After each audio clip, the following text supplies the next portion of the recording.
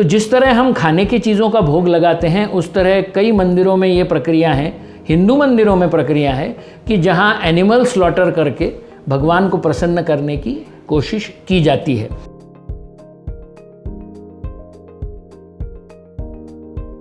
For success in life, you need to have a high curiosity quotient. I am Prakash Shesh. We are overwhelmed by the stupendous response that you gave to our in and out of the box series of short curiosity videos. We now bring to you a new series of videos based on our superstitions. I am sure you like it as much as you liked the earlier one. Can animal slaughter please God? जब हम जानवरों का sacrifice करके एक भोग की तरह भगवान को चढ़ाते हैं, तो क्या उससे भगवान प्रसन्न होंगे? इस सवाल में जाने से पहले अपन ये समझ लें कि हम लोग खाने की चीज़ें भगवान को क्यों ऑफ़र करते हैं। पेड़े हो गए, केले हो गए, बूंदी के लड्डू हो गए, रबड़ी हो गए, जो भी चीज़ें आप ऑफ़र करते हैं, भगवान तो खुद खाते नहीं हैं, पर उनको देने के बाद हम उसी आइटम को प्रसाद करके वितरित करते हैं। और इसमें हमें खुद को बड़ा सुकून मिलता है कि जिस खाने के ऊपर भगवान ने अपने ब्लेसिंग्स दिए हैं, उस खाने को हमने प्रसाद करके हमारे भक्तों में या हमारे पहचान वाले लोगों में बांटा, जिससे कि लोगों का कुछ न कुछ फ़ायदा ज़रूर होगा। तो भगवान को भूख लगी है, इसके लिए थोड़ी ना हम उसको ये सब चीज़ों का ऑफरिंग देते हैं। भगवान कैसा है? हमारे धर्म ने भगवान की परिभाषा कैसे करी है कि वो निर्गुण हैं, निराकार हैं। इसका मतलब उनमें कोई गुण नहीं है और वो किसी आकार के नहीं हैं, तो उनको भूख लगने का सवाल ही नहीं होता है। और उनको भूख लगी है या नहीं, ये पूछे बगैर ही तो हम उनको प्रसाद ऑफ़र करते हैं।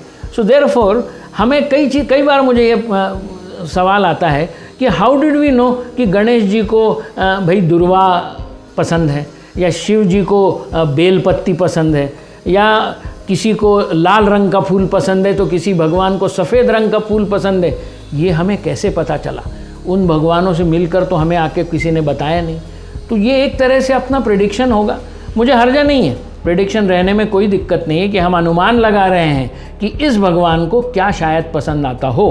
पर ये पता लगने का, जैसे गणेश चतुर्थी के दिन हम हर वक्त मोदक बनाते हैं, तो यदि मैं आपसे कहूँ कि भाई इस गणेश चतुर्थी को आप पूरन पोली बनाइए, तो कई लोग तो ऐसा बिहेव करते हैं जैसे कि पता नहीं आसमान टूट जाएगा ऐसा करने से।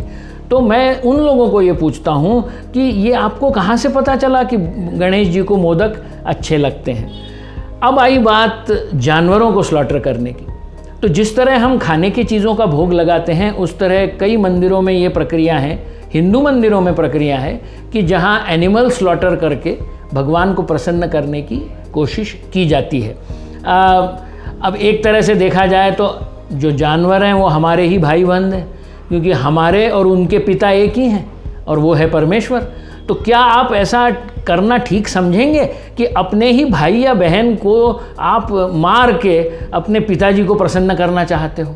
तो ये विचार मुझे बड़ा अटपटा सा लगता है और मुझे नहीं लगता कि किसी भी तरह हमने ये प्रैक्टिस, भले आप नॉनवेज खाने वाले हों तो आप कहोगे कि भाई बंगाल में मछलियाँ खाई जाती हैं तो वहाँ मछलियों का भोग चढ़ता है, कहीं मटन खाते हैं तो वहाँ बकरे को काट के भगवान को भोग चढ़ता है। ये मान्यताएं मैं मानता हूँ, फिर भी मुझे लगता है कि जब हम स्पिरिचुअलिटी में जाते हैं, जब हम विचारों से अपने आप को तय करते हैं, तो ये विचार को हमने रखना चाहिए कि यदि इस सृष्टि का निर्माता वो एक ही है, हम सब का पिता वो एक ही है, तो हम अपने भाई बहन को मार के अपने पिता के सामने अर्पण नहीं कर सकते।